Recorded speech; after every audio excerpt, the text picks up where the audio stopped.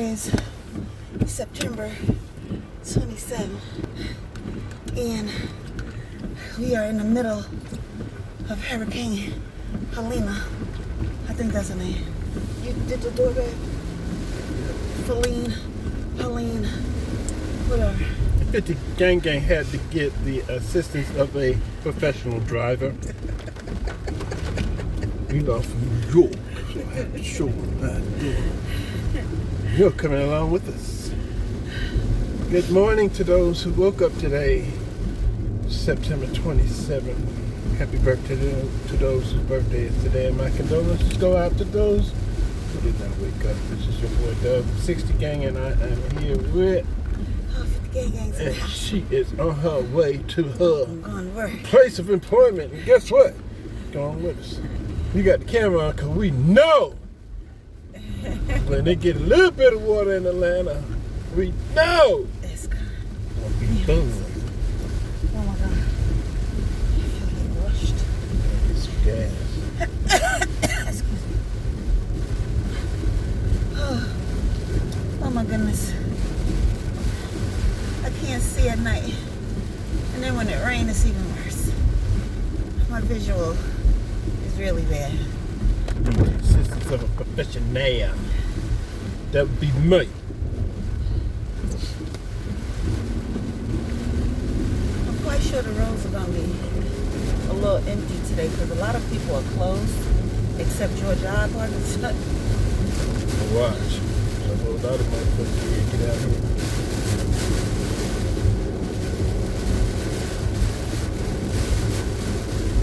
Winds are high too. I'm getting pushed around.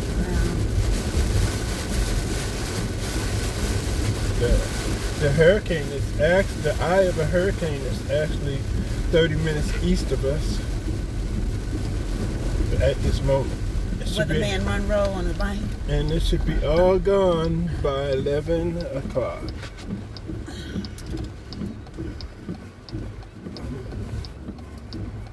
Look at the light man right there, Walton County EMC.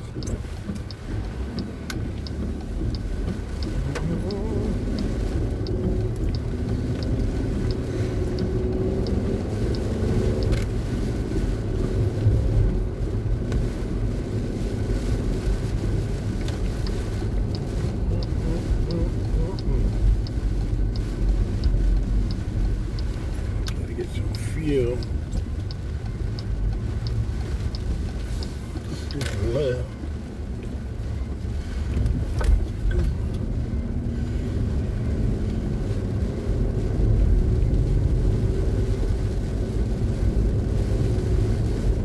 Going to that gas station, that cop, I got nothing to do, so.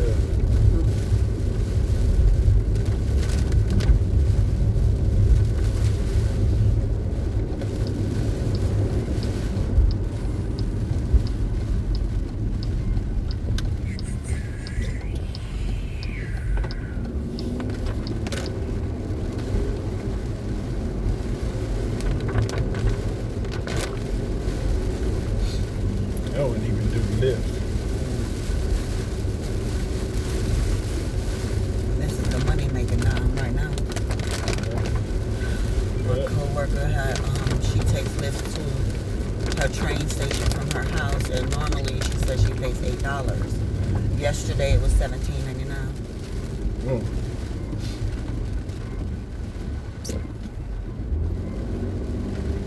So they charged her double because of the weather.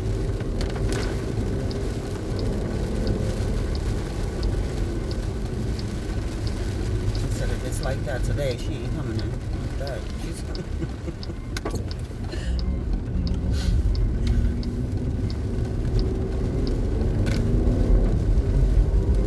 They're supposed to be removing me from my front desk today. Oh, yeah? Yeah, and putting me in a room to do admin work and have the girls sit here. That's going to be a position change? No. They want, I expressed to them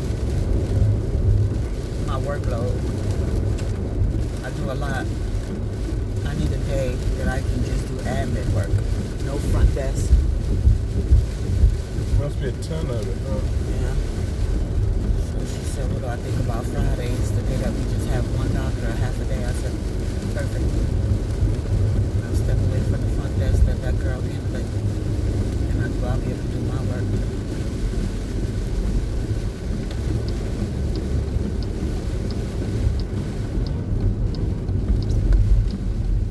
Fix that. Somebody gonna hit that barrier. Time to get over here.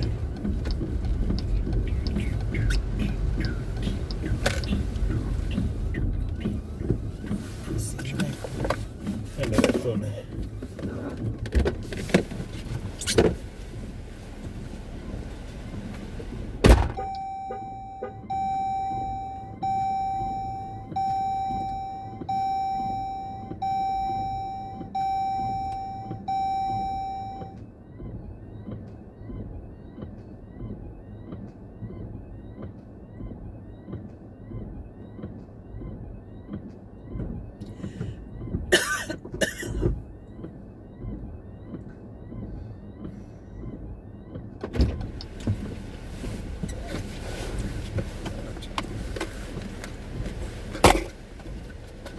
So what time you going to your cafeteria?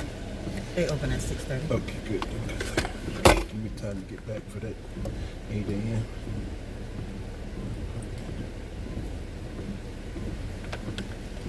Are you going to be able to sit and have breakfast with me, or you got to No, just I drop got me to off? go. Okay. So That's fine. if you go to the cafeteria, I'm going to go because I got to be, I told them 8 o'clock. Okay.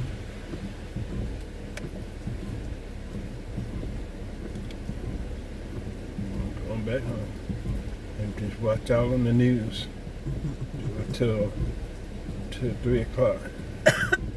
That's when you got to start having to come and get me. Mm-hmm. So you get off at what time? I'm going to do it 7:30 to 4. Yeah, I hit that way at 3 o'clock. Might be earlier than that. Okay.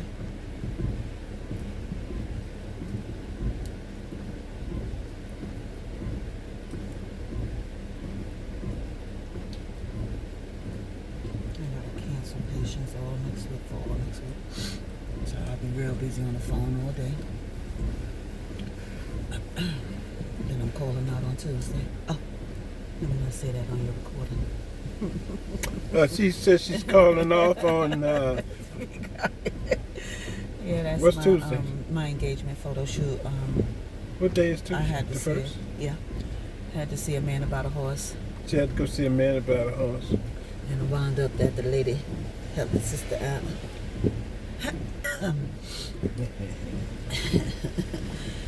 I thought the man, usually you see the man about the horse. But the lady came through. Thank you, Miss Sharon. Miss Sharon came through. So, Miss Sharon came through with the horse. Shout out to Sharon. Shout out to Miss Sharon at Sofa Ranch in Winston, Georgia. She is going to be setting us up for our engagement photo shoot. I had a vision of me and Doug in a cowboy setup with our hats and boots. She on some Django shit. It's just this vision that I had with us walking With with the whips. with the horses, and him on a horse, me on a horse, Django. and just us, posing with the horses, and different type of poses. I just had a certain vision for my engagement photos, and his daughter. Django. Y'all are missing it. His daughter, Nicole. Shout out to Nicole. Nicole has her own photography business, Through My Eyes Photography. She's going to be doing our photo shoot on the horse on Sofa. It's taking us to 20. Huh? It's taking us to 20. No, take 78. Rise and shine beautiful. It's 5:15 a.m. No, take 78. 20 is horrible. Oh, you know. Because I know. Now? Yep. It's empty. Nope. Horrible.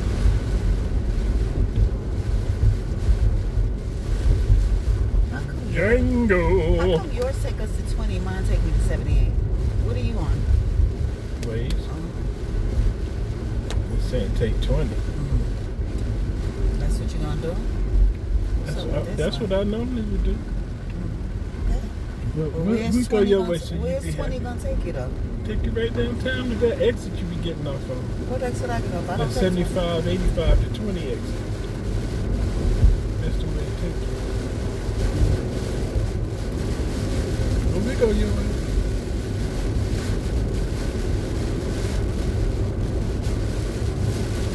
Now you see how that say 55, right? Yep. I do 60, right? When does it change to 45? Look, the lights on already. It changed back to 45 right before you get to that quick trip. Somebody got in trouble already. Where? Get late. Huh? You slipped down there. See the blue light blinking? No, I can't. You don't see that blue light? Yeah. They gonna slid somewhere.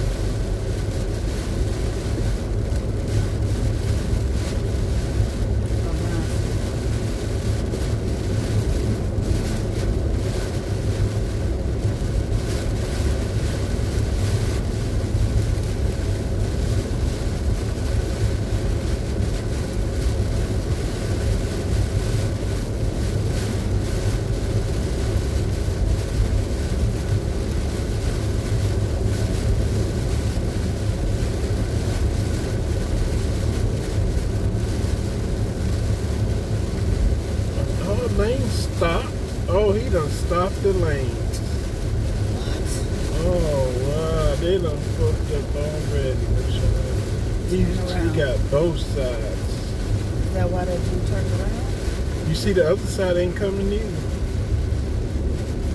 Man, he done stopped the lanes. Is there a flood or something going on? That's a wreck.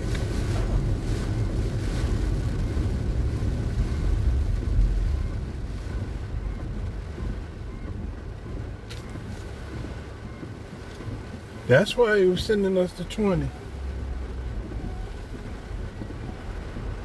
Damn, I can't see nothing. That's why it was sending us to 20.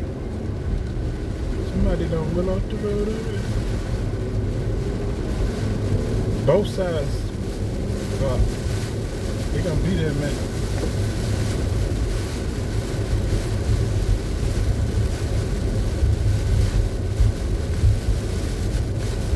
Exciting.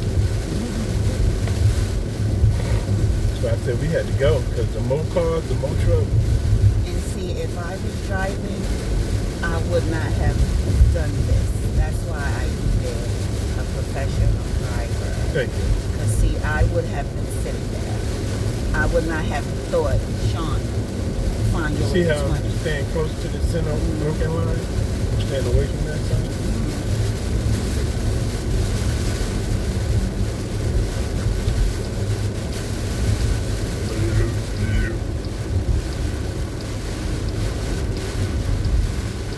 Tell me to go. Waze be seeing everybody's ways and doing calculations. So some Waze people up there not moving. So they said go 20.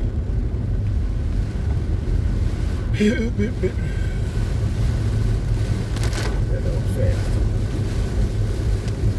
Full on.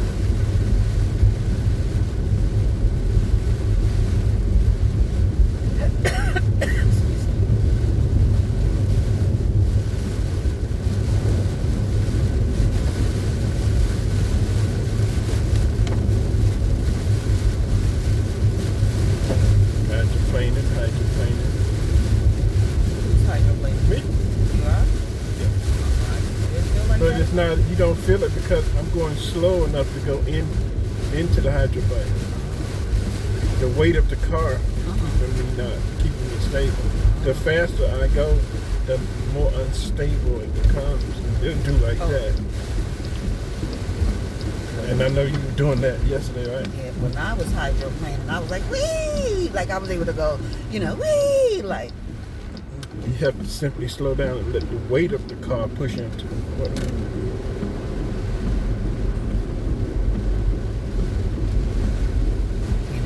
God, this wood right here.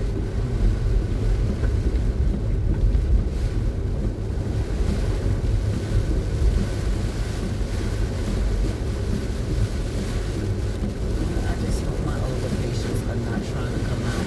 No, they are. I hope they're not, please. America, they said it yesterday. America is stupid. Oh, really? And I'm starting to believe it. Oh, yeah. There's more stupid people than people. You saw that refrigerator.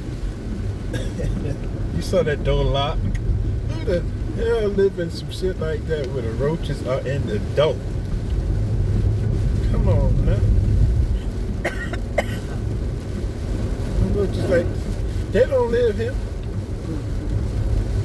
They probably once called my man. And how do you, I wonder, when do you know it's an infestation? I mean, one roach, okay, kill them. They are in the Two door roach, lock. okay, kill them. Did you see the stove? That It stove, was brown. it was not white at all. It was white and whatever. And they just laying there. I said, just every piece of garment she picked up, she popped, had a roach in it. Probably. Damn sense to live like that.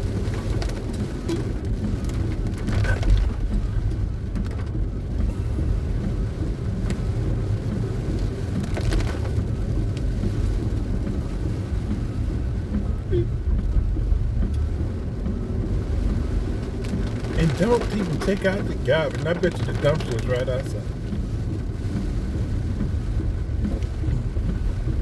I'm like, How do you get an infestation from being nasty? From, like, no exterminators coming through? What's going on around you? what are you thinking? Remember to like and subscribe to my channel. Help me get to 1,000K. I am trying my hardest, you guys.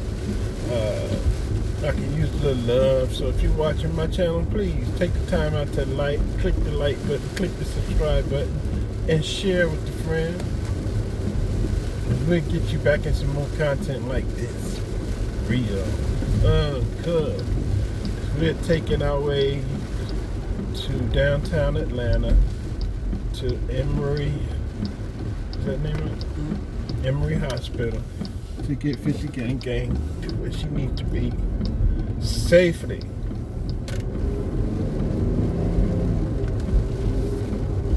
Did I hit down? Oh yeah, I hit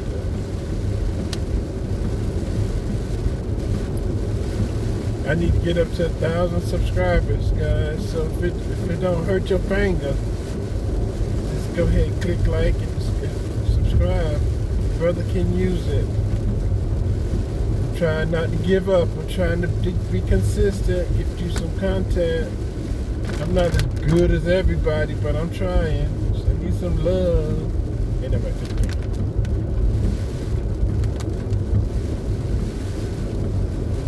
I seen that girl check. She's already up to 30,000. She already put checks at 30 grand. See what I did? Normally there is wet spots coming down fine.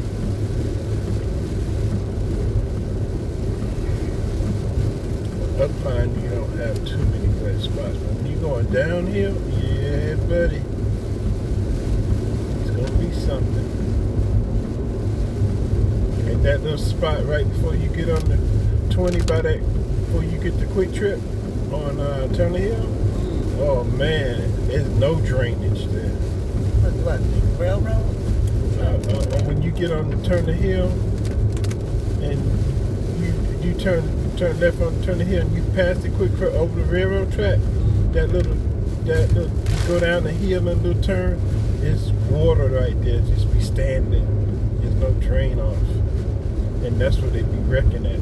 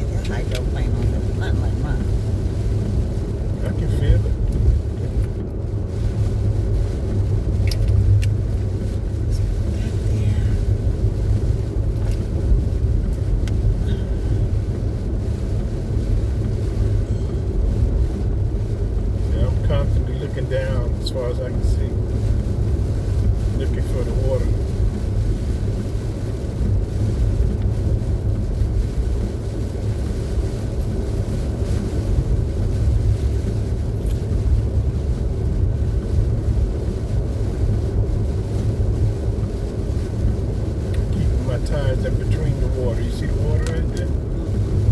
Right in front of it, right here. There's 2 lines of water. Oh, I can see it better in your camera than I can in the windshield. So there's water there, and there's water there, and I'm keeping my tires in between it. So you're riding the yellow line. Right. I'm down there on the yellow line. Yeah, I can see it through your camera. You're recording. When I get to what's a wet spot, I just take my foot off the gas. And you go through it with the weight of the car.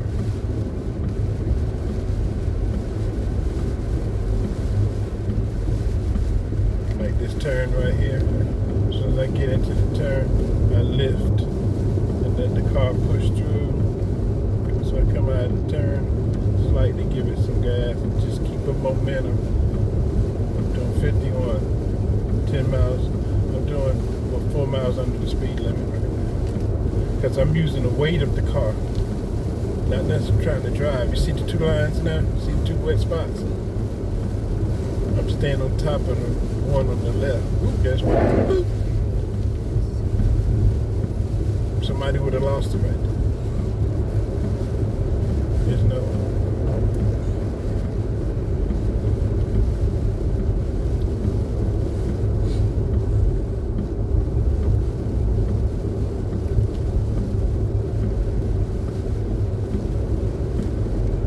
Constantly watching the oncoming car.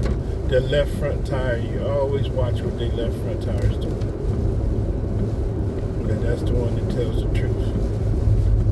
They out of control and control. That tire right there tells you what they doing.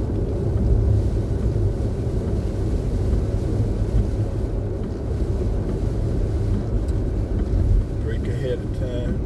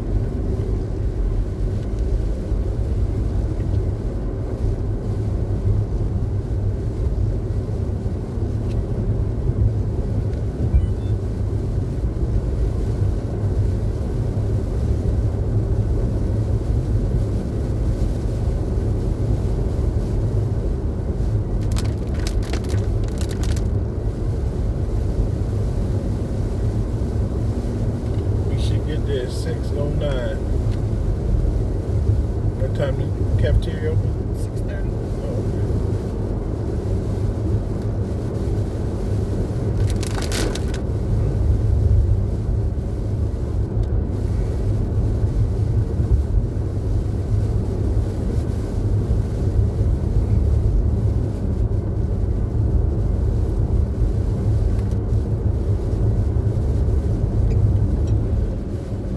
Traffic, stay off the gas.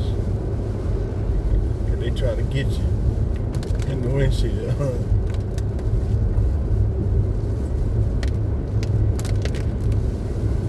Going downhill, my foot is not on the gas, my foot is on the brakes.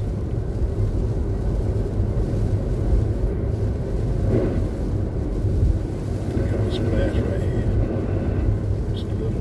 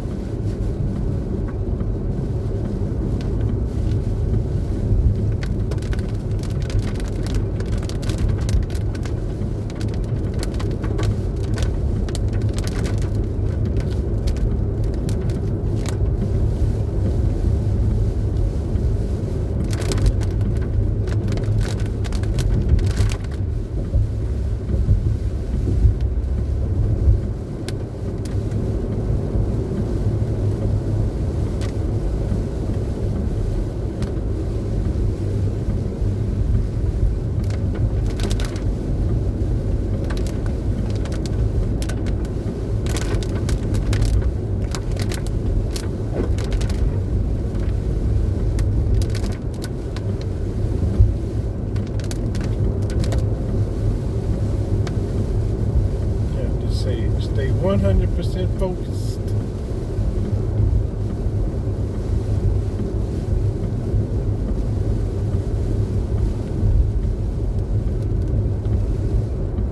I'm staying close to the center line. Because the puddles tend to form and stand on the right side of the road. So you try to keep your left tire on the line on the left side of the road, so you don't take the full brunt of the standing water. And then use the weight of the car to keep from hydroplaning and losing control.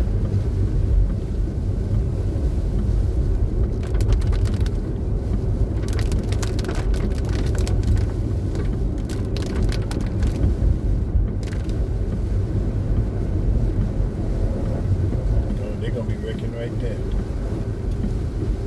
That's a big one.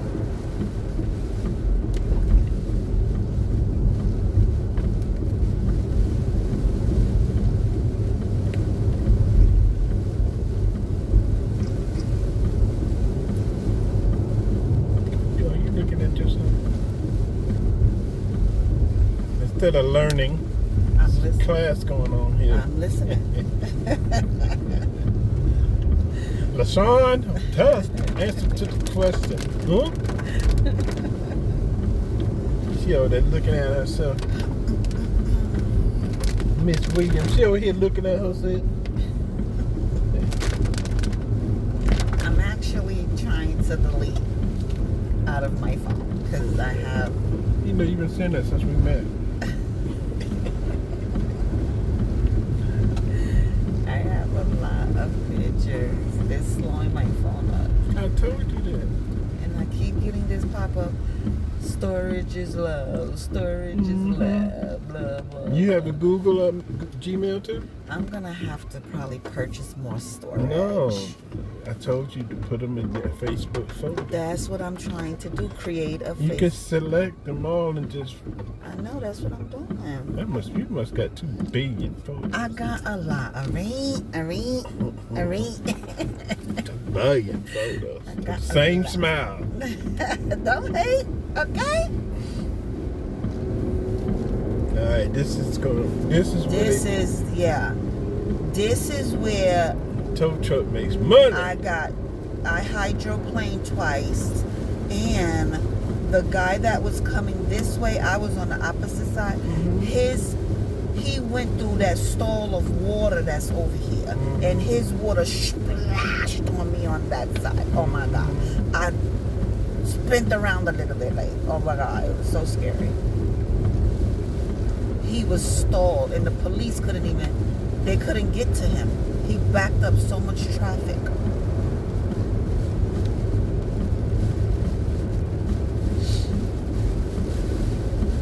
Yeah, it's got poor drainage on this road. Poor drainage. I can hear it underneath the car.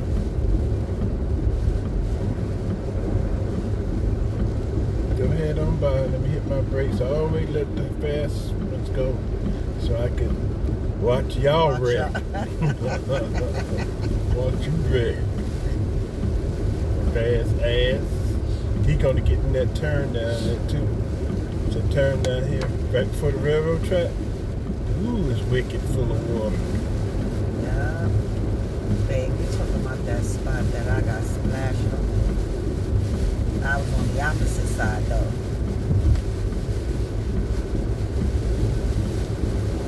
And he in the wrong lane too. Yeah. That's what he's gonna hit that turn, all the water in that lane. That's why I'm over here. We're gonna hit that spot. He's got speed. We're gonna hit that lane. See how everybody else going slow. Look at him. See that right tire? He's going through it. No drainage. This is it. There's a cone in the road. Yeah. Telling everybody to move over.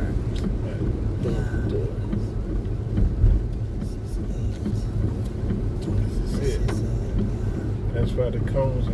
That's why I got splashed. But I was on That guy right, he spent right in here. Yeah.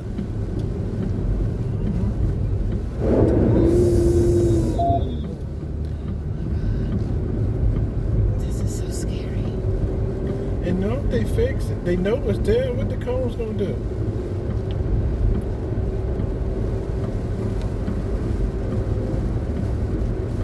What the cone's gonna do? That's scary. Fix the drain. Some cones down.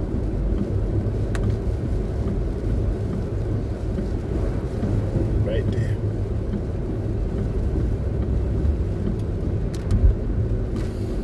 All right, we should be good.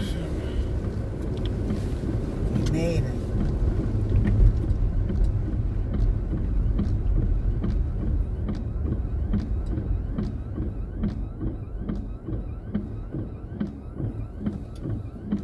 It's got an SRT Jeep. That's before the Trackhawk.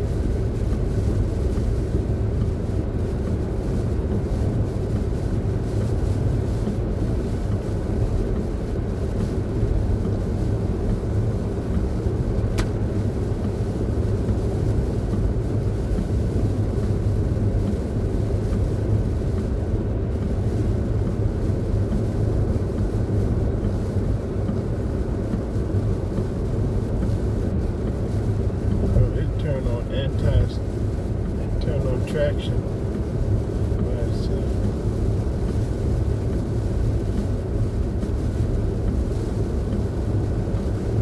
Motherfucker turn shit on as it sits here and adjusts itself to the weather.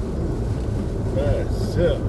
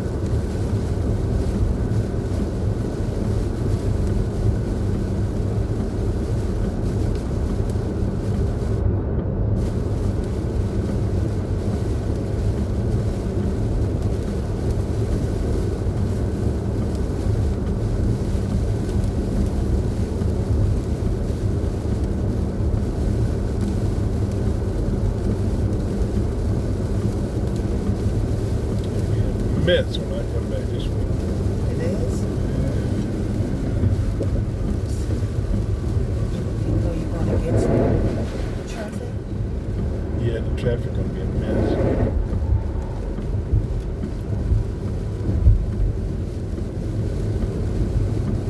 Then I'm gonna be on the other side. That's all I was asking, even though you're going to get It's probably still gonna be jacked up. Yeah.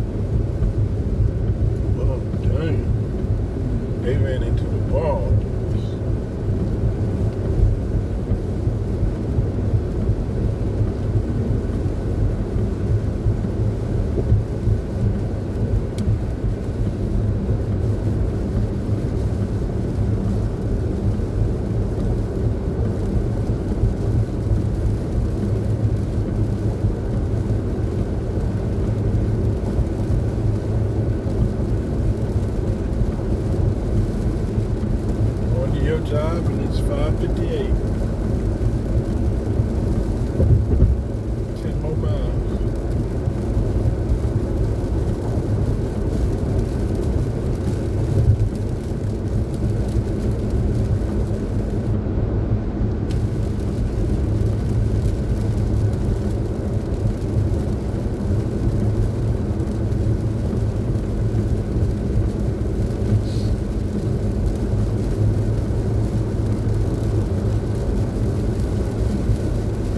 There go another one looking for the wall. He's looking for the wall.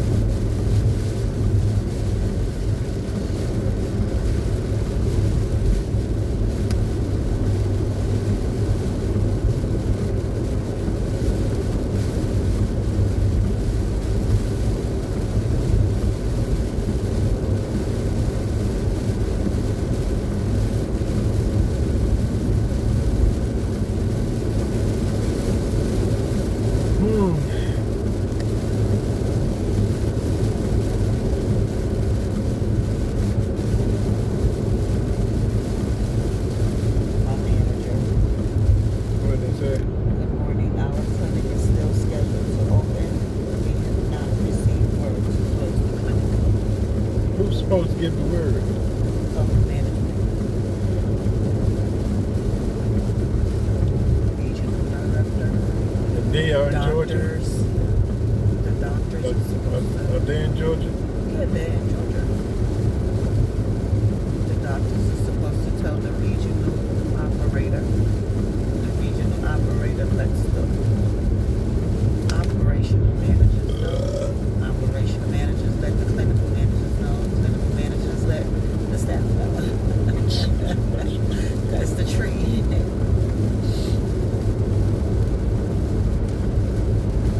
She get on this. Well, I'm here. I guess y'all coming in. I'm here. Already in crowds.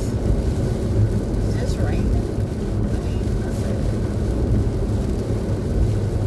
a few spots are flooding, but I mean, it's no. It's not like we're in the eye of the storm. It's where you can't see in front of you. Water is above your tires now.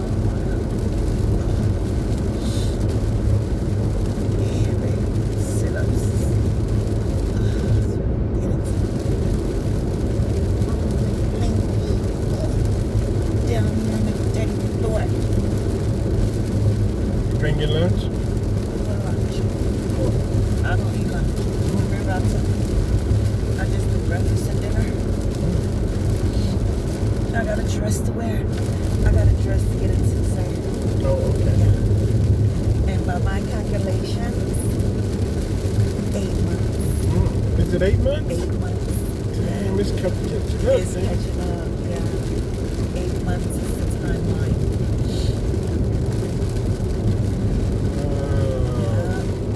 I just made an appointment yesterday for May 7th for a patient. And that's 8 months out. I was like, oh my God, wait a minute. Hold up, what? I'm sorry, what? Did I just make a 8-month appointment for May? I'm like, oh shit. You know your exit from here? Yeah, I know my exit from anywhere. Okay. Look how clear it is, right? Right on in, see? Just imagine if there was no rain. Let me just land and make a decision. Thank you. Thank you.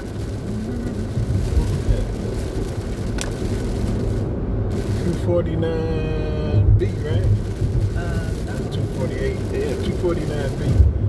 That's what we. That's what it said? Yeah. Oh, okay. That's 248.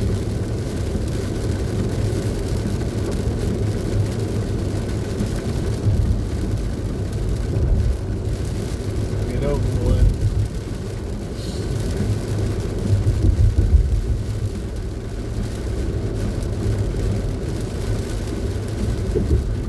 That's about 30 minutes from now. Yeah. Every 15 minutes is a traffic change. This guy.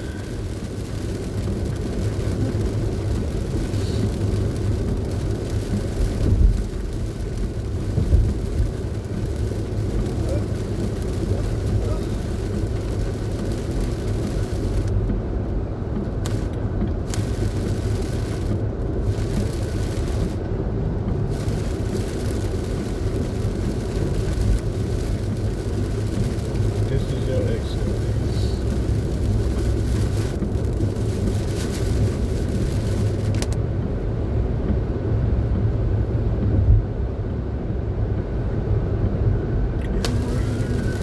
Already.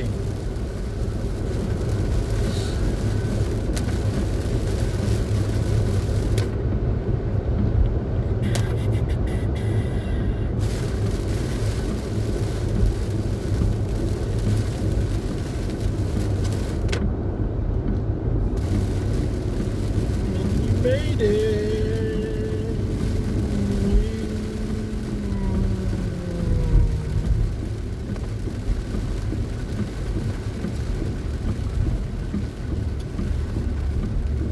Uh-oh. What? Look, the flashing lights. What that mean? Oh, hell. Everybody think they got the right of way. this is where I'd be parking I at. know. How do you know? 'Cause I be You can see me? see that ass. Nah. But why are you parking here now? Because you got... I thought you was dropping me off and going. I know, but it ain't opening for another 20 That's minutes. fine, puppy. Go ahead, drop me off because you got to get back on the road. You sure? Yeah. I can wait. No, I don't, because I don't want you out on this road no more than you have to be. Then you got to come back and get me. Go ahead and head back home. Okay. I ain't going to have me worried. What you doing? You getting up right here? This You door? can put, you can't pull up to the front door. Oh, I can't pull it right here in the job? Yeah, this is the front door. Yeah, I was going to pull it right here. Yeah, this is perfect. Oh, hold on, I'm at work here. Okay, well, Okay. thing I don't like to do is walk out with This is it. This is out. Thank you, baby. I appreciate you,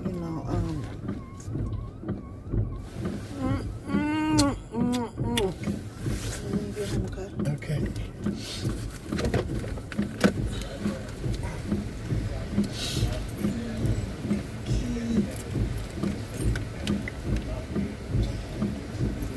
Got my badge. Let's go. Be safe. Thank you, baby. You too. So I'm gonna do it 7:30 to 4. Okay. You And, got everything? Let me get my water. And I'll call you when I'm ahead, like wrapping up. Okay. Okay? Good enough. Love you. Be careful. Okay. Call me when you get home. Okay.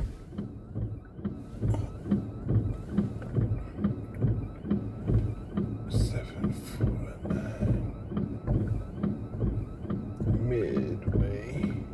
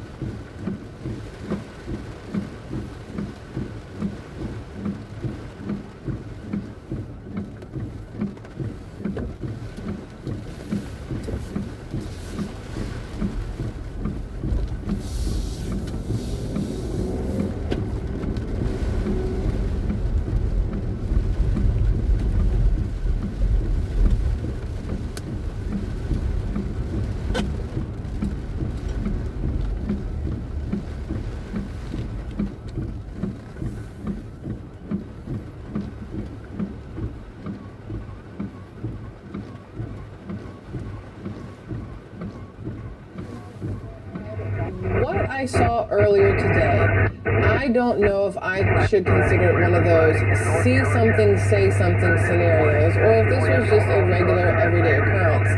My family and I are dodging the Hurricane Helene, which has been upgraded to a Category 4. They're saying it looks worse than even Hurricane Katrina was. They're saying it's like an unprecedented hurricane, and it looks absolutely horrific.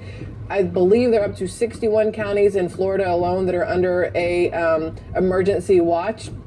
Georgia is going to get an incredible like back end of it, it's going to just be awful for a bunch of people driving from where we are in Okaloosa County in Florida, 4 hours west to get to New Orleans because we wanted to be far enough away from the storm to make sure we're safe. Plus, we've never been to New Orleans. Figured 2 birds, 1 stone, right? So we drove all the way here, and on the way we passed so many vehicles headed towards Florida of tree cutters or movers and power line people and task force search teams and all different kinds of trucks. I mean, and ambulances and fire trucks, like literally a ton of people headed that way. And if you jump on any social media right now, you're going to see tons and tons of videos showing hundreds upon hundreds of different vehicles that are ready to go once this hurricane fully hits to go help the people, right? I saw this post earlier, and it said one of the sheriffs in one of the counties had requested that if people were staying, if they were hunkering down for this storm, for this Hurricane Helene, and they weren't going to evacuate like they've been asked to do, they requested that they take a Sharpie and on their arm they write their name, their date of birth, and I don't know if it was home address or phone number, but something along those lines, in case they find their body. Like, that is how extreme they know that this hurricane is going to be, and it's going to be very, very bad for a lot of people. And so anybody out there who happens to be in the path of this, I am praying for you, and I hope you guys are safe. I hope you're doing the right things for your family, and what you're able to do to stay safe, stay calm, stay everything. So anyway, so we're here in New Orleans, and we took a trolley today. Never been on a trolley. It's $3 for 24 hours. It's me, my husband, our daughter, and my mother, because she moved to Florida and we wanted to get her out of the space too. So we came here so that everybody's safe and together. We brought our animals with us, and we got these passes for this trolley. So we take this trolley, we went all around, and today was the first time, again, I've ever been to New Orleans. And you see it in movies, and you think to yourself in movies, oh my gosh, the French Quarter is gorgeous, New Orleans looks gorgeous, and then you get here. And no disrespect, no hate to anybody from New Orleans who loves New Orleans, none of that stuff. But I will say that from what my husband remembers, because he's been here years ago, but from what he remembers to now, from during a Trump administration to now during a Biden administration, this place is dirty. And again, no disrespect at all, but there are a lot of homeless individuals, and it could be because of there's still a lot of issues from when Hurricane Katrina destroyed, you know, basically most of Louisiana. Like, Hurricane Katrina took a massive toll on everybody, and it looks like, I was very surprised that the French Quarter looked the way it did, with the amount of trash on the streets, the amount of homeless people, the amount of unkept buildings. You would think that because so many people come here to visit that they would keep up with everything better, right? But the people have been absolutely amazing, so incredibly friendly. We've had zero issues whatsoever. It is just definitely dirtier than I expected it to be. And I did not realize that there's palm trees in New Orleans. I had no idea. I don't know how I've missed how close it is to the actual ocean itself. Hello, Hurricane Katrina should give me a full idea of exactly how close it is to water. Don't blame it. Sometimes I'm extra blonde. But I was not expecting all the palm trees that are here. It's absolutely gorgeous in that aspect. And the places where it's greenery, absolutely gorgeous. There's some really old buildings that are absolutely gorgeous. And again, the people are great. Anyway, we're on this trolley. And it's sardines in a can. It is friggin' jam-packed, right? Because it's like at 5 o'clock, it's on a Thursday, and people are trying to go home from work, and there's tourists and everything else. And this guy gets on the trolley, and he's standing, so it's my daughter up next to like a plastic shield kind of thing. I put her where she was covered from anything there. That's me, my mother, and my husband on the other end. That way he's able to protect from that end. My daughter is covered from anything coming this way, because that's just how we think, right? And I have visual past her to anything that's going on. This guy gets on the bus, or the trolley, and he's standing next to her, to where her glass thing is, and he's dressed nicely. He's got on a button-up shirt, he's got on slacks, and he looks like your everyday middle-aged, overweight, balding, you know, average American white guy. Like, that's what he looked like. And another person got on with him and stood across from him. And this other person that stood across from him, my daughter looks at me and goes, are they like 15 or like 16? And I quick glance. The person has long hair, a dress, some Birkenstock sandals, a purse, whatever else. And I just quick glance, and I was like, 15 to 18, whatever, right? And I go back to talking to my mom. Then this other guy gets on the trolley, and he walks past the guy with the button-up shirt, your average whatever, right? Average guy. Walks past him and goes, oh, hey, funny seeing you here, whatever, and then keeps walking. And I've made a joke to my husband. I'm like, I'm just gonna start walking up to people I've never seen in my life and be like, funny seeing you here. Just to like, they'll be like, what the hell is she talking about, right? Anyway, and then keep going.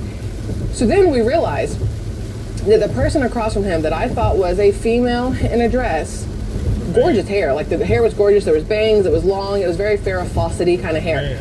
The person had a very large Adam's apple, number one, and then we realized there's a little bit of a mustache here, number two. And at that point, we're having this conversation via messaging back and forth. Like the four of us are sitting there back and forth messaging because we're not going to have the conversation out loud. Because I mean, I'm an asshole, but I'm not a rude asshole unless I absolutely have to be, right? And it wasn't called for at that point because we still didn't know what was going on. So we're messaging back and forth, and I'm like, I don't know, is that a guy, is that a girl, what's happening here? And my mom's like, no, that's definitely an Adam's apple. And our daughter's like, I didn't even realize what that was. Like, I thought it was just a girl. And I told my mom at first, I said, I think it's a female, just unfortunately very unattractive, but it's definitely, at this point, we know it's definitely a guy. So then my husband goes, I don't think that that's a son, daughter, and their father. I think that's a prostitute and their pimp. And I'm like, but wait, the person is dressed in a,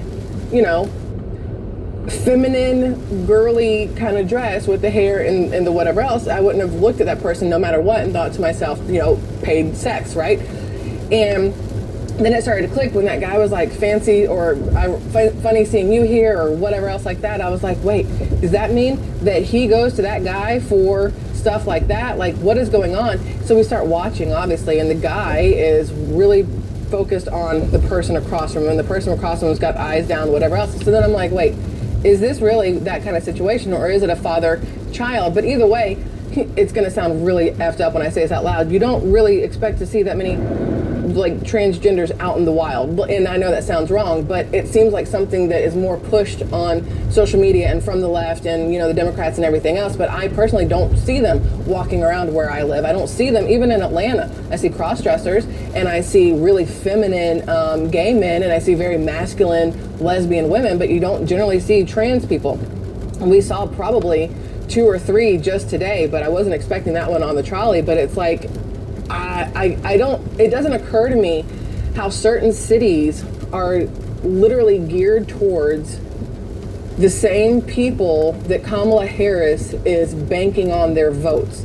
And when we were walking through the French Quarter, we saw numerous places that had Harris Walls flags across from, the LGBTQ flags. We saw one that has the white and pink color, which I'm pretty sure is the pedophile part of the flag. And I'm like, how is this okay with anybody? It was absolutely crazy to me. And it's like, the problem here is I want to go to places like this and I want to say, oh, this place was great. I liked the hotel, these restaurants, and I would want to tell my friends and family to come here. But at the same time, it's so far away from what I believe is okay that it's hard for me to say, yeah, you should definitely come here and visit and hang out and do whatever else. And again, there's nothing wrong with people, right? There's nothing wrong with anybody that wants to be whatever they want to be. I have no problem with it, unless, of course, it is something that's being pushed on children. And it's something that's being pushed into my daughter's life via her locker room, her dressing rooms, her fitting rooms, things like that. Whatever you want to do after a certain age, that's on you. You do you, boo. But under 18, I don't think it's real. I think it's a push, and I think that parents should be legally whatevered for it. But this person, I have no idea if it was a boy or a girl, and it was very, very, at the end of, after we got off the trolley, it was one of those things of, what did we just see? Like, I was very confused about what we just saw. And I don't know why I wanted to tell you guys about it. It was just, it was different, and it's not something I'm used to seeing, so that's why I'm mentioning it to you. Anyway, sorry, I know that's probably not what any of y'all want to hear or talk about, but I wanted to just share all this stuff with you. So the thing I do want to talk about today, there's a lot going on right now, but there is this this X post that I came across, and it says here, listen, Pennsylvania teacher says they're forcing them to register as Democrat voters to be a part of the teachers union. How is that okay?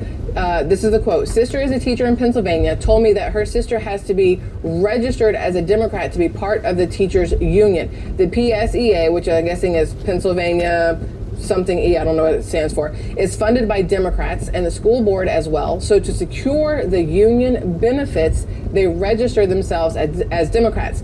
This might not be news to you, but it's news to me, and that's wild. And that's from the Red Pill Patriot, has that up on X if you guys want to take a look at that. But that is crazy to me, and it's one of those things of, how is that okay? How is that legal?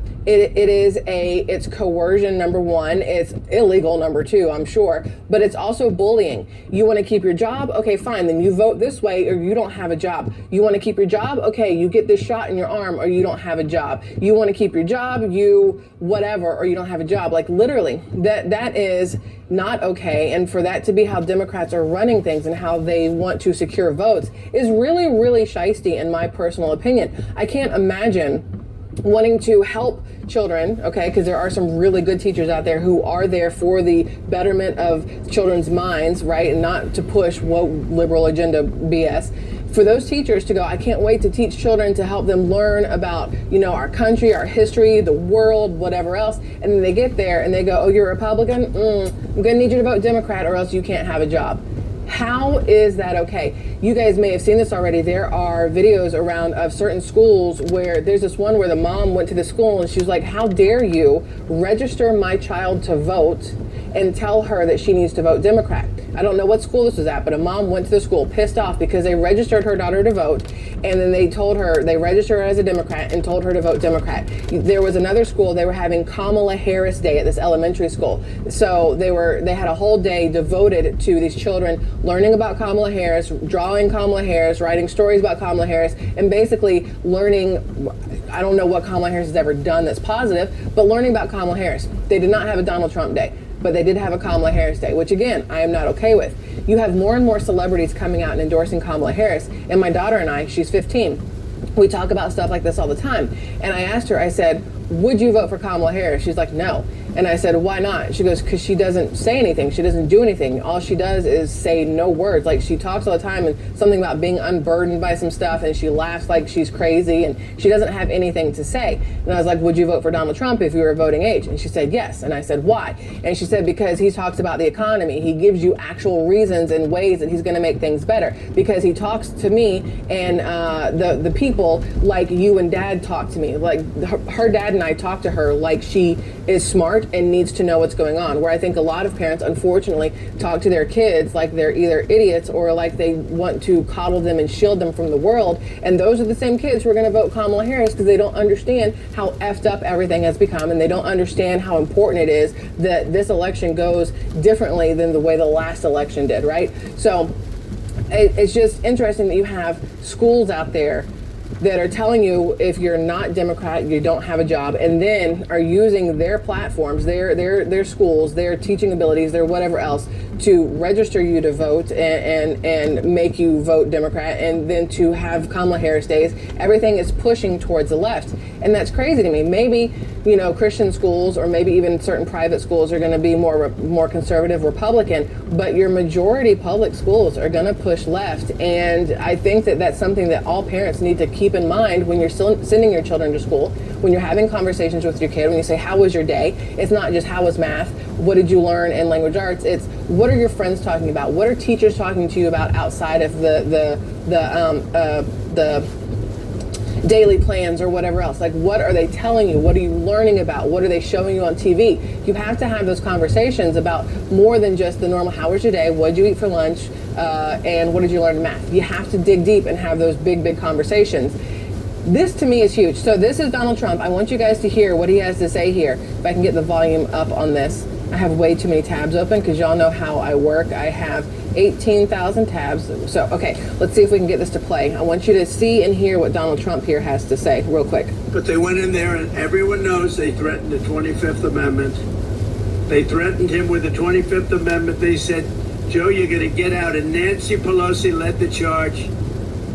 And Nancy Pelosi has a little problem because her husband sold their Visa stock. They had a lot of Visa stock one day before Visa was announced that Visa is being sued by the Department of Justice. Think of that. The timing.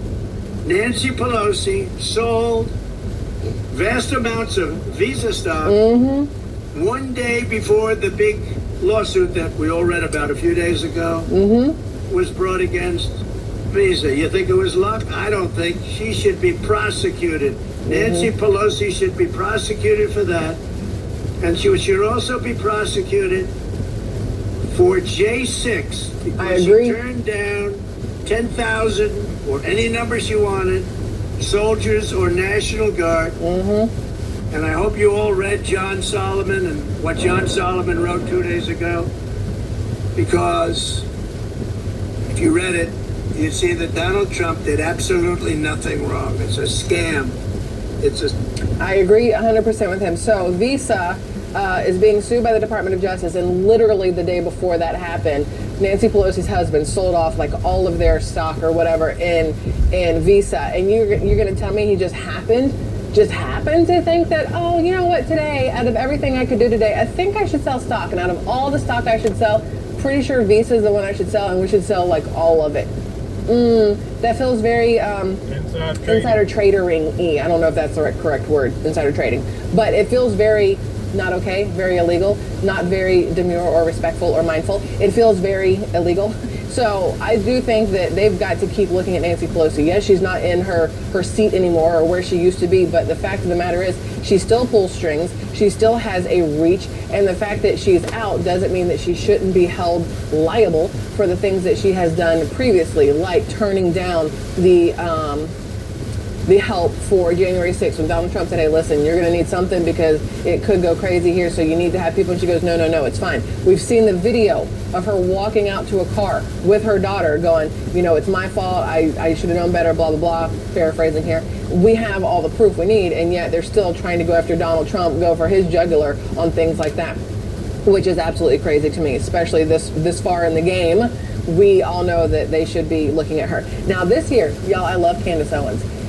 YouTube has demonetized Candace Owens. They don't like what she had to say when it came to Israel and Palestine and Gaza and Hamas and all this other stuff. They didn't like her take on it, so they demonetized her. Instead of allowing her to speak facts and then also have opinions, they demonetized her. They made it so that she can't make money doing what she does. They've gone through and done this to numerous channels. They've also taken channels completely away.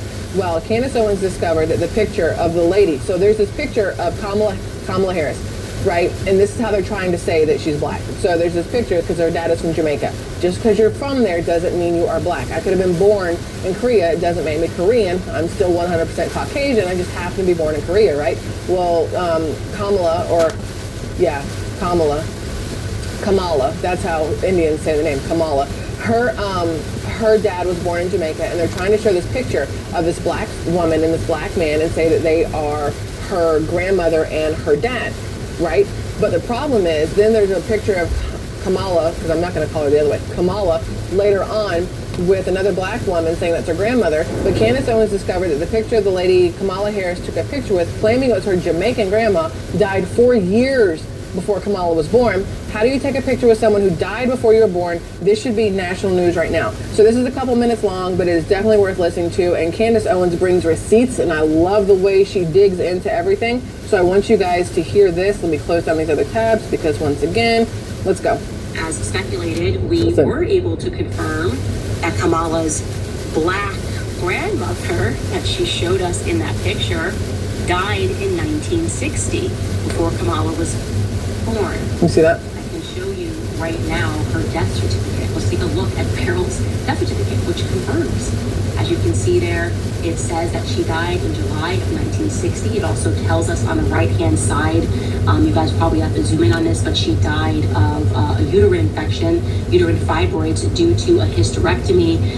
It has her listed as 39 years. That's actually a couple of years off from 1917, so somebody may have gotten their math wrong here. But you once again see that it lists her birthplace as Saint Anne. And so this is a huge scandal. Just an absolutely huge scandal. Kamala Harris published in her book that she was standing next to her grandma Beryl. But Grandma Beryl died in 1960, 4 years before Kamala Harris was born.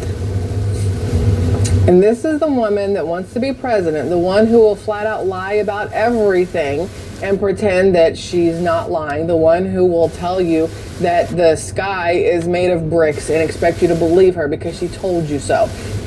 I'm just saying, there's a lot that needs to be looked into when it comes to Kamala Harris before people go out and vote for her. Of course, the left side that loves her, they're already going to vote for her. It doesn't matter. You almost can't change anybody's mind at this point. But there's a lot of stuff that does not make sense. Kamala Harris has been to a lot of Diddy parties with Montel Williams, probably with Mr. Willie Brown, without Mr. Willie Brown's actual wife. But Kamala Harris has been seen with Diddy numerous times. She is basically the different version of Oprah in the way that she moves among all these men and everything else.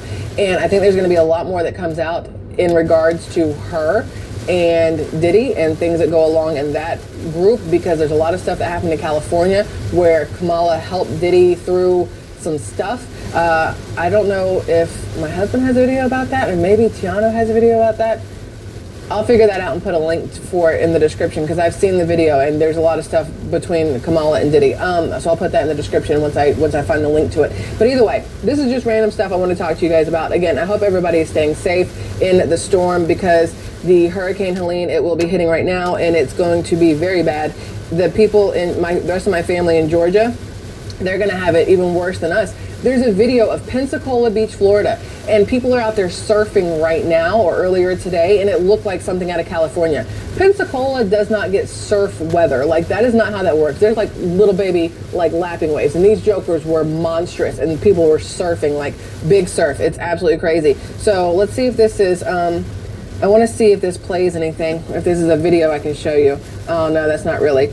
They're already talking about how in Tampa, one of the main streets in Tampa is completely covered, completely flooded already, and the storm hasn't even hit yet. It's just the outer bands of it. It's going to be really, really, really bad, and I really hope that people are prepared for it and are staying safe and have taken the precautions to do whatever they need to do, whether it's stock up on water and food and a generator, or whether it's to evacuate or whatever else. So I am praying and hoping everybody is safe, and I would love your thoughts and comments below on everything from today. Besides that, it is time to go find some place to eat dinner, because we're in a hotel. So this week,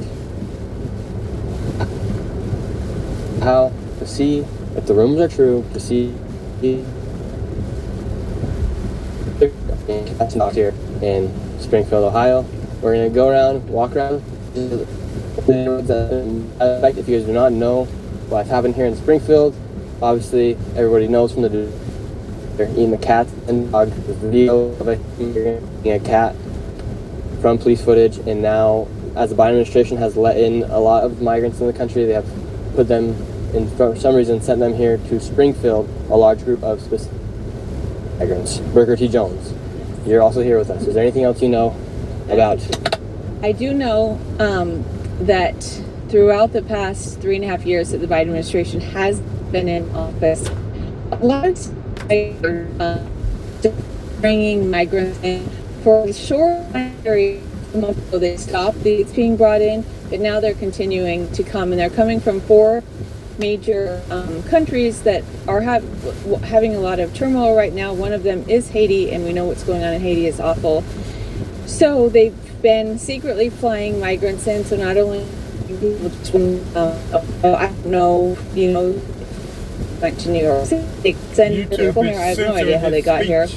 App came, and it's one of the most affected areas in all of Springfield. So let's come talk to locals. How you guys doing? Chilling. Awesome. All right, boys. We need to have a discussion. All right, so I've been getting lots of messages to come here to Springfield, Ohio. I'm sure you guys know why. And we believe the rumors to be true. As far as our people eating cats and dogs. Oh, Jason? No, I don't think so. No. Yeah, I don't think it's true. No. I don't think so. Not for real. No. They're chill. I mean, like, they could learn how to drive a little better and stuff, so they're not crashing and shit like that. But I don't believe that. No. Oh, man. We heard that specifically, like, this area, this neighborhood has been one of the areas that has been affected the most from, like, Haitian migrants coming in. So what's happening with the migrants when they come in here to Springfield? They literally take up the houses. This whole block is Asian, so yeah, They have it is. lots of people living in one house, but they don't really bother me. How many people do you think are living in one house? At a time, probably at most, probably like Yeah. Well, Literally. they literally Where do have that whole black block over there is all Haitians. Really? Yeah. And are they like nice, friendly? Like if we go talk over there, if we walk for a camera, Yeah, think they'll talk to you? generally nice. Yeah, they're nice. They won't bother you. All right. Chat, you guys can you guys hear us? Springfield, interesting service out here. Yeah, service. They cut out and hurt about The best place to get service. low key, like somewhere across town. That's where I could be getting the best service. Literally. No, because my house is a bedroom. Could we walk? Would any of you guys be interested in like walking around with us to go see if we could speak to other people, or do you guys know any locals around here that'd be interested in talking? I don't personally know anybody around here. Oh, okay. It's kind of a eerie vibe here. Like all the houses look like they're kind of the paint's gone on a lot of them. Like the paint's fading on a lot of them. These houses are old, yeah. A lot of them are, especially ours. But I mean, especially since the rumors like Haitians don't even come outside for them. Yeah, they ever since those. Usually, you always They be sitting on always the be sitting on porch, their porch, always walking being down normal the street. people, Ever just since chilling. the rumors and stuff, they're never out. Really? Is it? Yeah, is it? All right there, they come out. They've been grilling like every day. Yeah, they come out, grill, everything. They don't bother nobody. Very interesting. Very interesting. All right. Well, we appreciate you boys, and we're gonna keep walking around and see if we can talk to them. You guys know these people right here? No, they're our neighbors. Yeah. Are they pretty cool people? Pretty chill? Yeah, they're pretty. Cool. Will one of you guys make the introduce it for us? We just we see if we can go talk to them for a sec. Go with us. Make the introduction. Cool.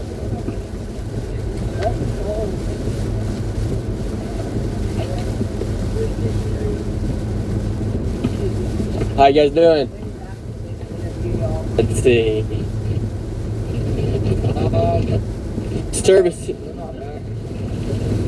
Service seems to be a little right now, and so obviously we haven't got a lot of messages to come here to Springfield, like with the rumors obviously from the debate of the Haitians eating the cats and the dogs. Is it true, or is there some sort of truth to those claims? For over 20 years, and it's not like all that. It's really not.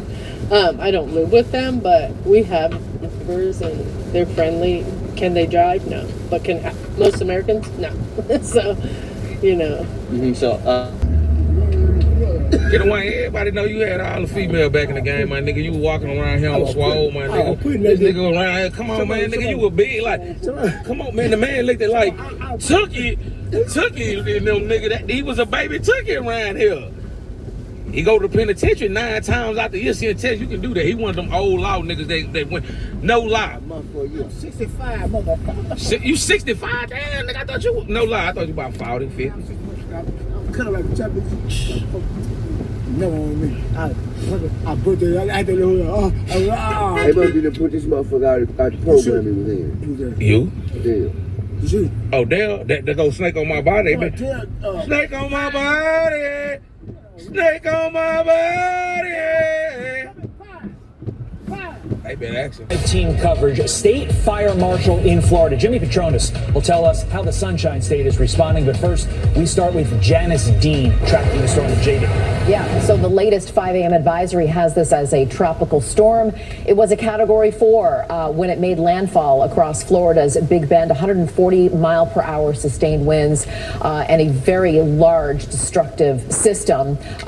You know, the sun is going to come up, and we're going to see catastrophic damage in some areas of Florida and towards Georgia, where they had a hurricane for most of the evening. Here are some of the top wind gusts in Georgia: 100-mile-per-hour winds in Alma, Perry, Florida, 99-mile-per-hour winds, Valdosta, Georgia, 96 miles per hour. So, you know, power outages are going to be a big deal. A lot of trees are going to be down, not only for parts of Florida, but into Georgia. And we could see power outages for days and even weeks. So here is the latest. This is the 5 a.m. advisory, 70-mile-per-hour sustained winds, moving very quickly. If there is one good side to this storm, it is moving very fast. So it's not lingering right now. It made its way inland and now it's up into central Georgia. The Carolinas, though, this part 2 of this story is we had a system that moved through earlier this week, and then the rainfall on top of that is going to give us a potential flood emergency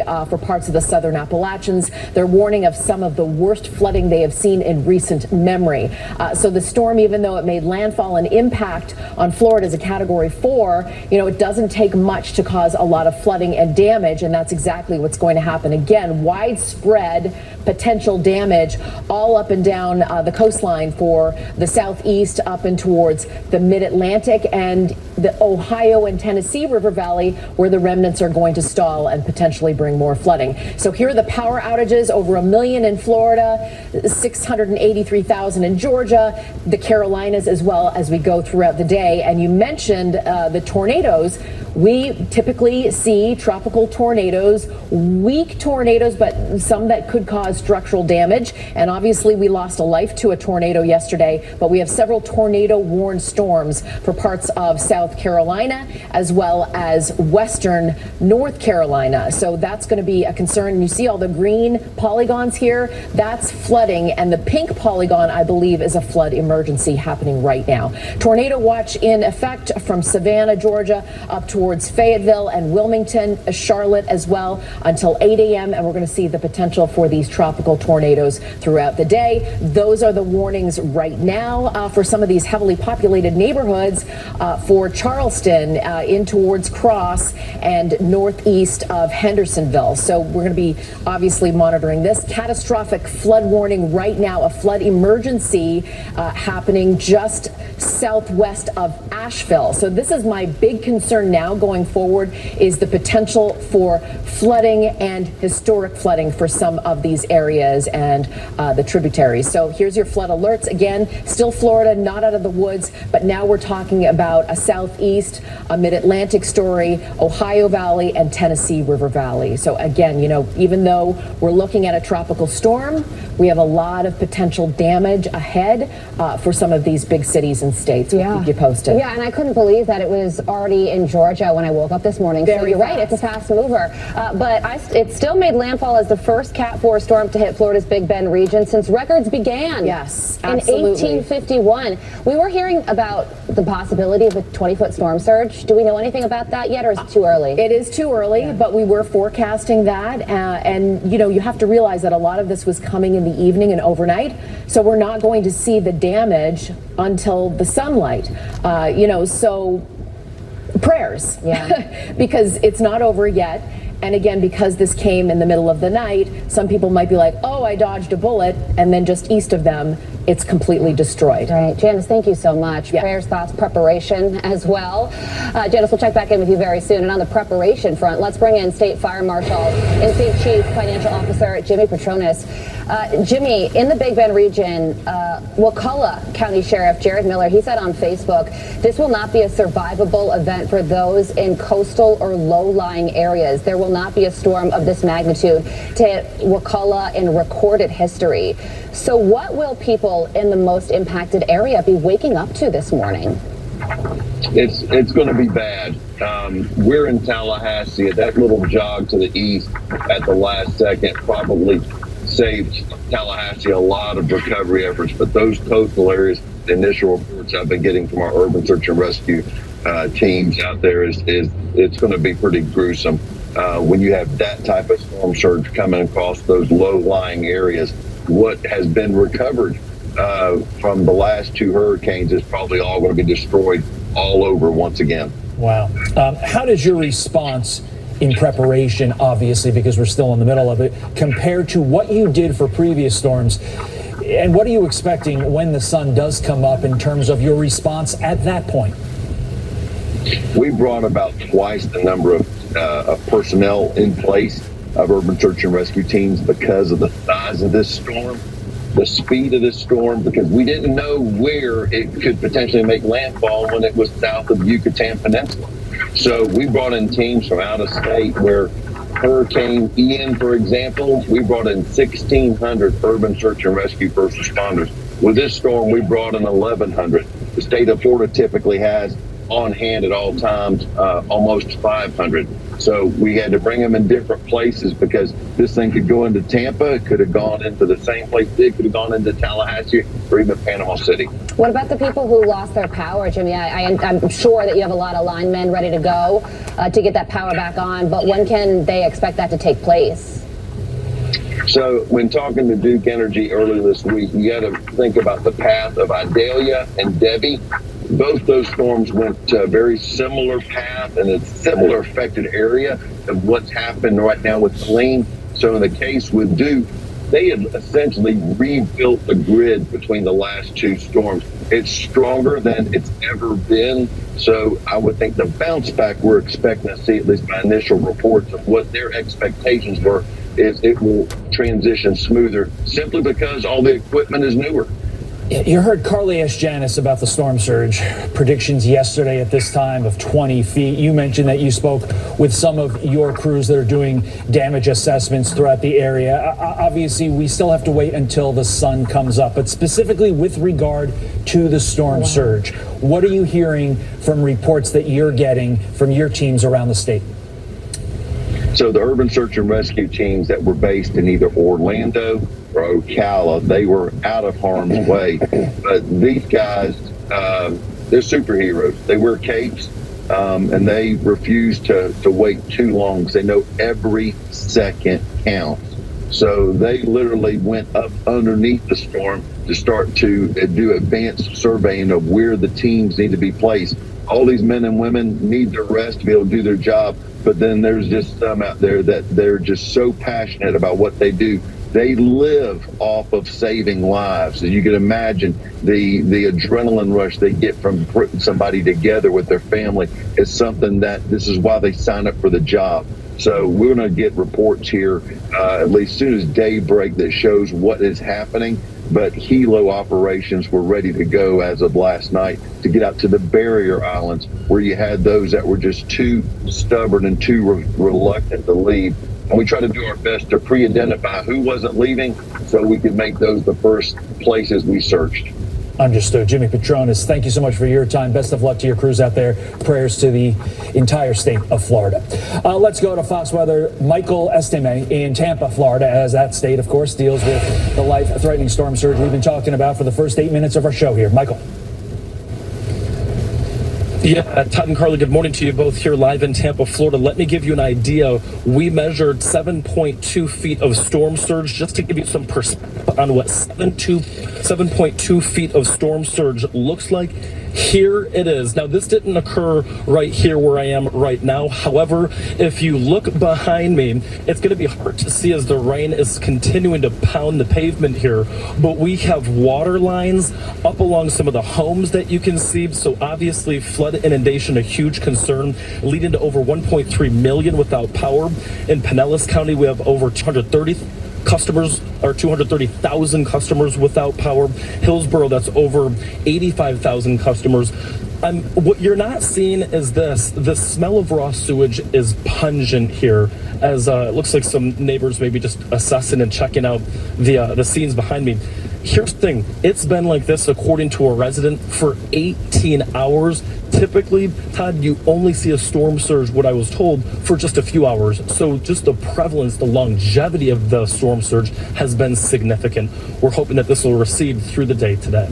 Yeah, Michael, I'm so glad you mentioned that because we often focus on the injuries and the deaths during the storm itself. But you need to be aware in the aftermath because raw sewage, like you said, not a good thing. There's also down power lines. There's a lot of other threats that happen in the hours, days, and sometimes even weeks following a hurricane. You need to pay attention. Michael, thank you for your reporting. Now to other news on this Friday morning. Vice President Harris heading to Arizona today to visit the border for the first time in 3 years. But new Fox News polls show immigration is a losing issue for her in the battleground state. And there's also local local law enforcement who was in Butler, Pennsylvania during the Trump assassination attempt say Secret Service agents couldn't hear them on their radios. We're going to have more. For the first time in 3 years. Unclear if she actually visited it 3 years ago, but we're going to give her that. I love this. She tries to sell voters on her immigration policy. No time like the president to start caring about this issue for the first time ever. Brooke Singman is here with the details. Hi, Brooke. Good morning, guys. Yeah, so Harris will be in Douglas, Arizona today speaking about border security. Douglas is in the Tucson sector, which leads the nation in migrant encounters. So this will only be her second time at the border since becoming vice president. She visited El Paso back in 2021 after facing pressure over the migrant crisis and her role in handling it. Now, Harris is trying to prove she's tough on immigration, even though there's been 8.3 million Southwest border encounters under the Biden-Harris administration. That is a 240% increase compared to where things were under former President Trump. And Trump is blaming Harris for that uptick. Listen. Kamala Harris will be visiting the southern border that she has completely destroyed, from what I understand, tomorrow. Why would she go to the border now? She keeps talking about how she supposedly wants to fix the border. We would merely ask, why didn't she do it 4 years ago? Comrade Kamala Harris willfully threw open our border, helping to virtually destroy our country. That's been a Trump slogan this campaign cycle. Why didn't she do it 4 years ago? So new Fox News polling shows Trump leading Harris by 2 points in Arizona. And Trump also has a slight lead in issues like immigration and the economy. Those are wider margins when it comes to issues in Arizona among those voters. But the former president is falling behind in another crucial battleground state, Georgia. Harris is leading Trump 51 to 48% there among likely and registered voters. Nationally, Harris has lost support among key voter blocs over the last month, including with Hispanics, women, and voters under 30 years old. Meanwhile, later today, Trump will be campaigning in Michigan. Guys. All right, Brooke Singman live for us. Brooke, thank you so much. So former President Trump will also be campaigning in Wisconsin this weekend. He was supposed to hold a rally outdoors tomorrow, but that's now being moved inside because of Secret Service staffing shortages. The agency says they are shorthanded because of the annual UN meeting in New York, where many agents are protecting foreign dignitaries. Earlier this week, Congress voted to ramp up security for both Trump and Vice President Harris, giving them the same protection as President Biden. And this comes as the House Task Force on the Trump assassination attempts holds its first hearing yesterday. The hearing was held in Butler, Pennsylvania, regarding the July shooting. Witnesses and local law enforcement described several communication failures and protocols that went against the norm. One of the things I'm struggling with is this idea that there wasn't a single unified command station on site. Is that atypical in your experience? Yes, that's very atypical. I am very surprised. Normally there will be an overall command post for the entire visit. We didn't receive any direction from the Secret Service as far as how they wanted our sniper teams to deploy or what their actual mission would be. Chris Wecker is a former assistant FBI director, and he joins me now. Chris, good morning to you. So we did learn a lot about leadership issues and lack of communication on July 13th. What is your assessment after listening to this testimony from local law enforcement yesterday? Yeah, I mean, it's an indictment of the Secret Service in general, but particularly the leadership. I think a lot of people and a lot of people on the committee are thinking this is a resource problem. This is not a resource problem. The Secret Service was fully funded for protection for 2023, and they diverted 60% of their resources to other things other than their core mission of protection. Not only that, they were let's face it, they were complacent and have been for a while. I think they've been getting by on their mystique, and that mystique has prevented people or deterred people, would-be assassins.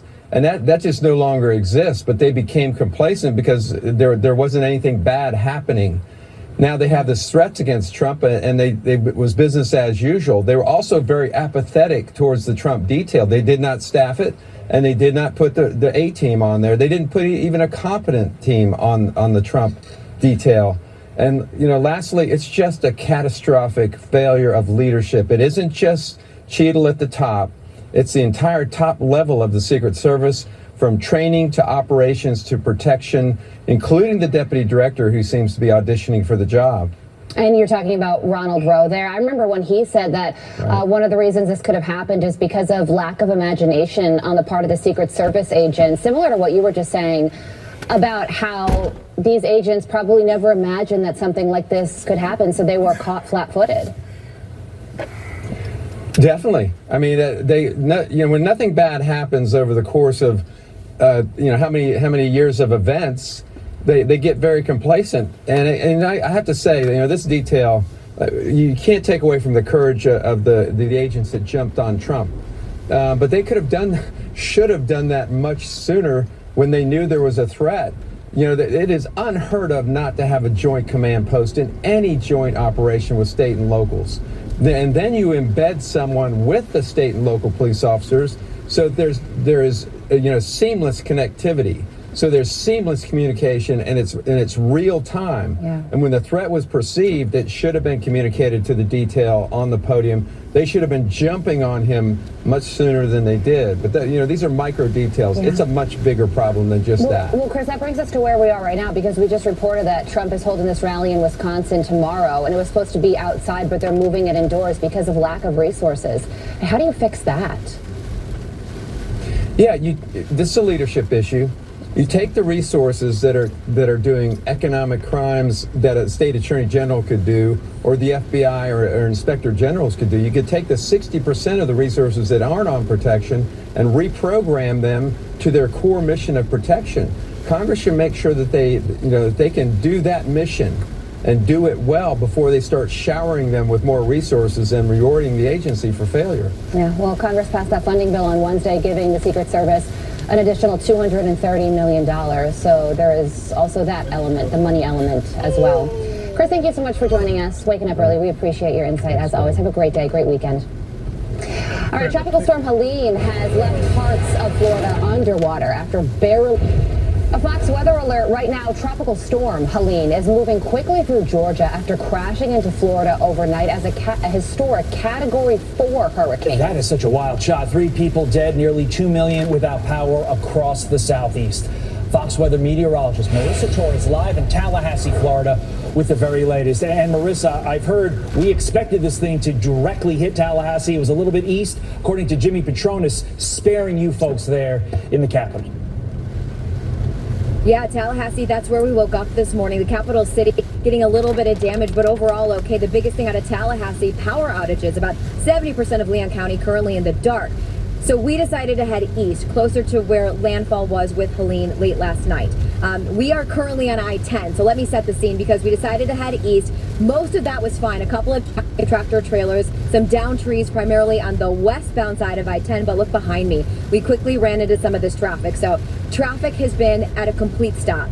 And when I talked to some of these people, they said they've been here for 2 hours. So they started to see the traffic around 3 o'clock this morning Eastern time. It doesn't matter which direction you look, to the east, to the west, the traffic just goes on for miles. And to be quite frank, I don't know how far it is. So we've been watching everybody hang out, turn off the cars, park, walk around. You go to the westbound side, it looks like traffic is up and running.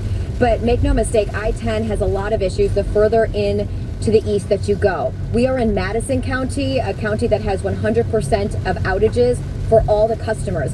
You head east of Tallahassee, you run in through the Big Bend, the Nature Coast, waking up in the dark, significant damages, lots of downed trees on some of the interstates, but also a lot of the side highways. We are trying to get to Lee, which is another community that was hit. Now, Helene made landfall near Perry.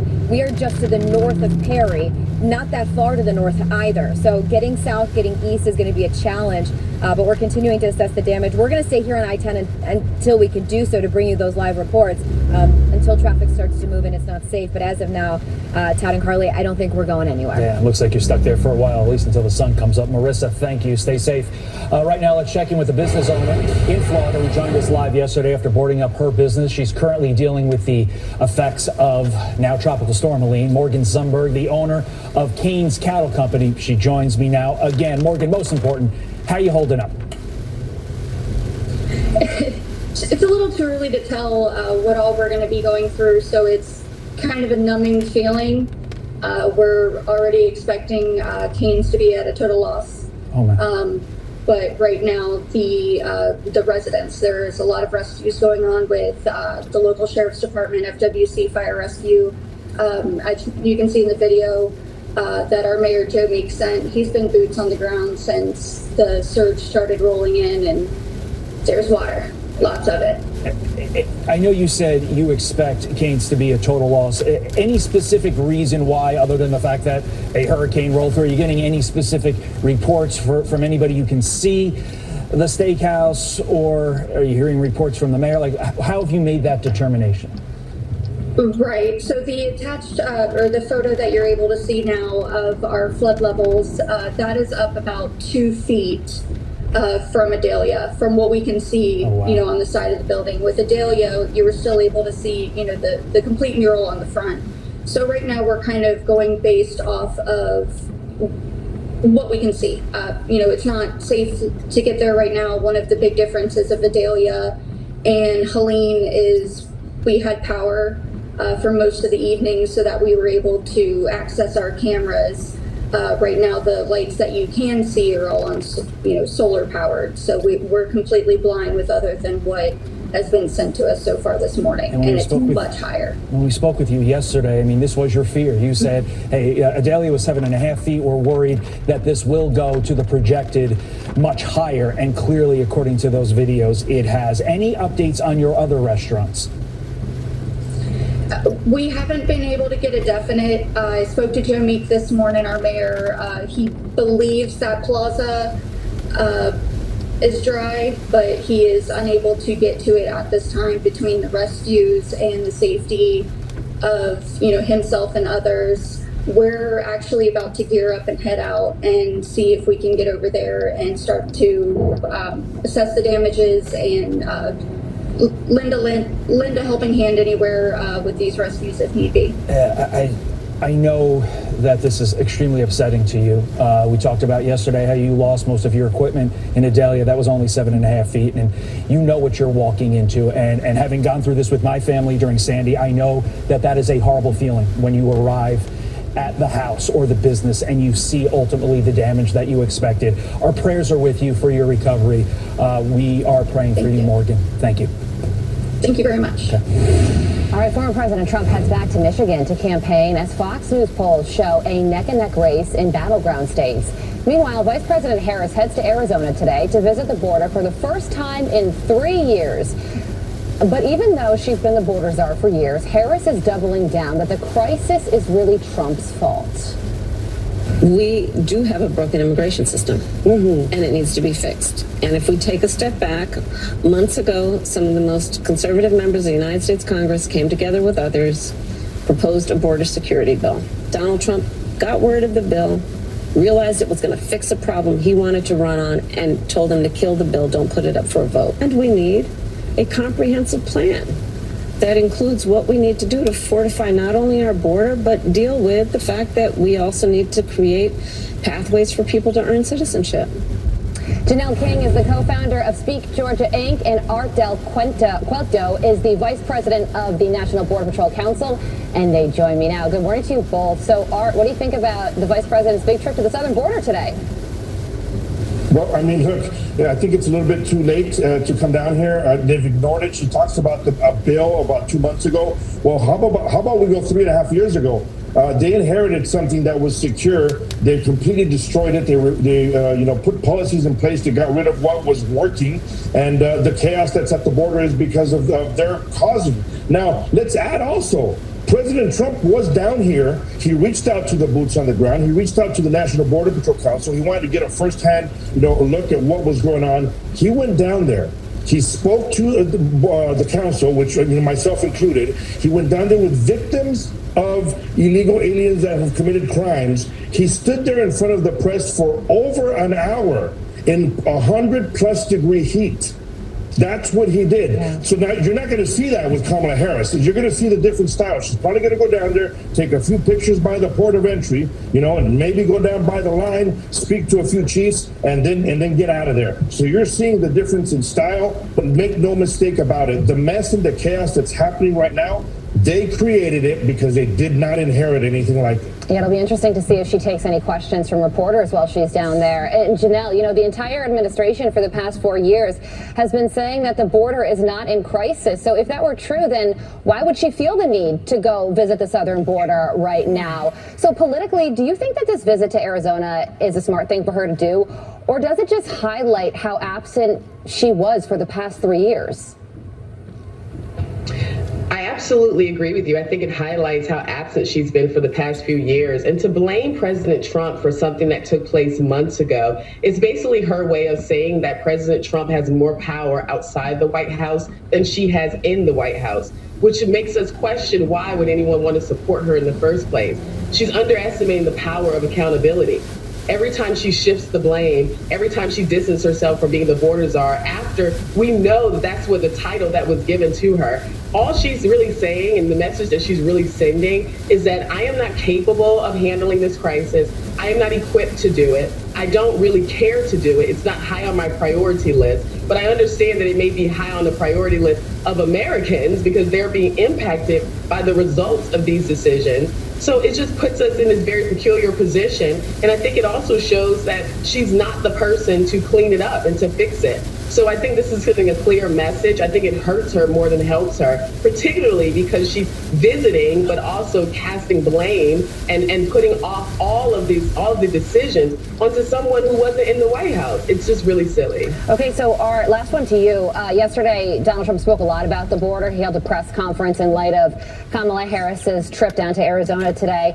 And then after that on X, he posted just a bullet point of what he plans to do when it comes to the southern border if he becomes president. Stop all migrant flights, shut down all entries through the migrant phone app and catch and release, restore remain in Mexico, bring back Title 42. If he does accomplish all of those things, what happens to the southern border crossing numbers?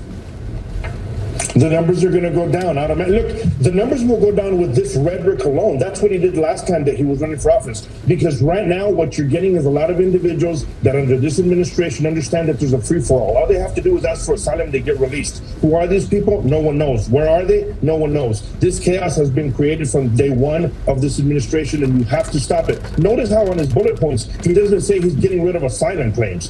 Because you know what? He does care, and he understands that there's some people that have viable asylum claims. But what's happening right now under the current system is everyone's abusing it. And the only people that are making money off of it is the drug smuggling cartels, because they're using all these human smuggling as, you know, something that they can distract agents, distract law enforcement so they can continue to bring drugs into the country. Yeah. We cannot have 4 more years of this. Yeah. This is just chaotic. And I will add, I'm in Arizona. I've been here over 5 decades, and I have yet to hear from the Kamala Harris administration asking, hey, what's going on at the border? And she is making a visit down here. Yeah, you're right. And the cartels have made this. Art, Janelle, thank you both so much for joining us from the swing states of Arizona and Georgia. We appreciate it.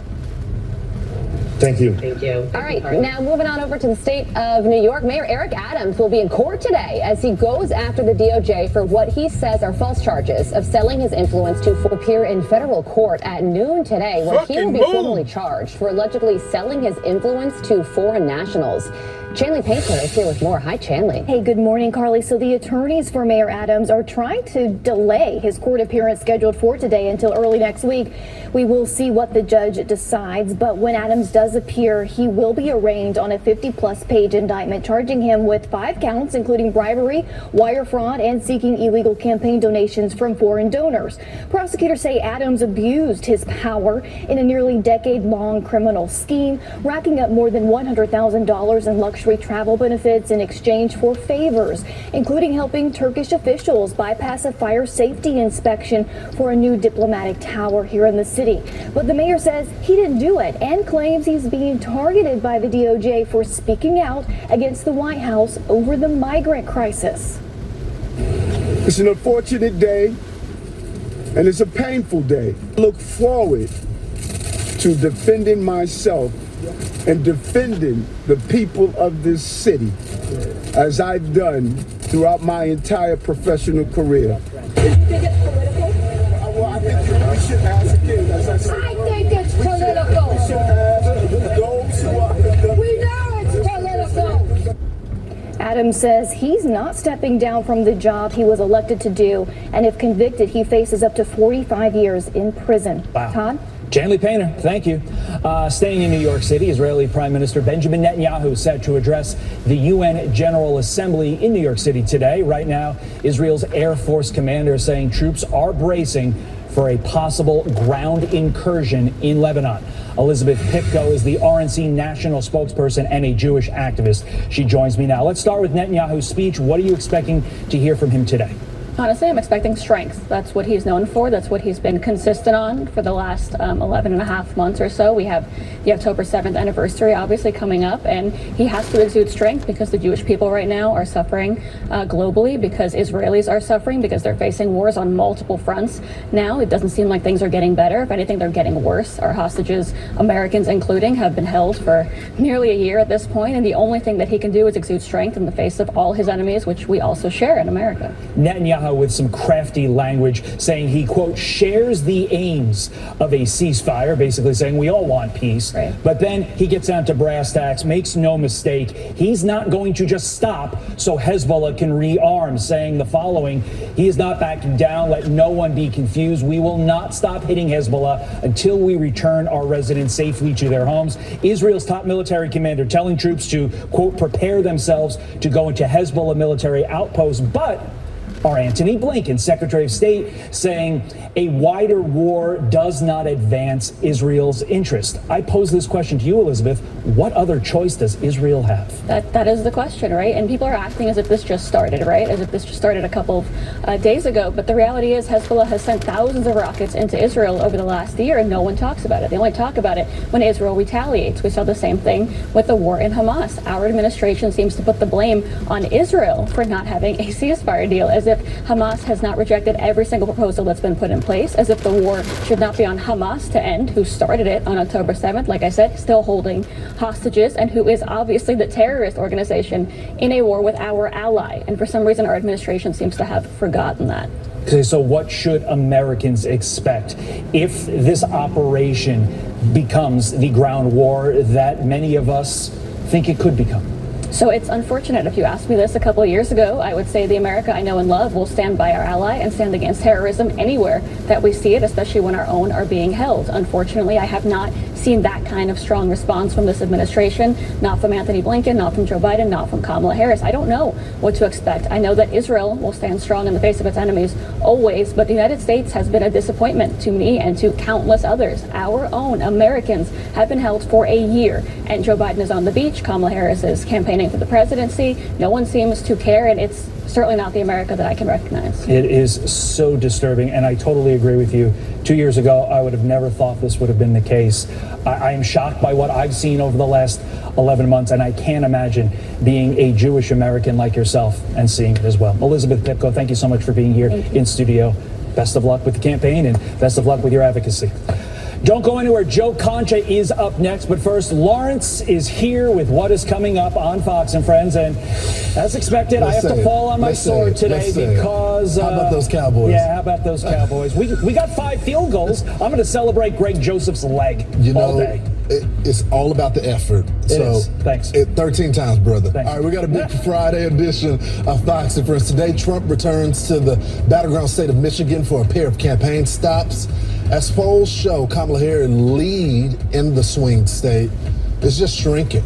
Former Michigan gubernatorial candidate Tudor Dixon on what she's seeing there on the ground. And our coverage of Helene continues all morning long as millions are waking up this morning without power. Florida Lieutenant Governor Jeanette Nunez and Georgia Governor Brian Kemp with what the residents need to know. Very important this morning. Plus, Kamala Harris heads to the border in Arizona for the first time since becoming the Democratic nominee. A nearby sheriff says, though, this visit is too little and it's too late. This is going to be a busy pit protected.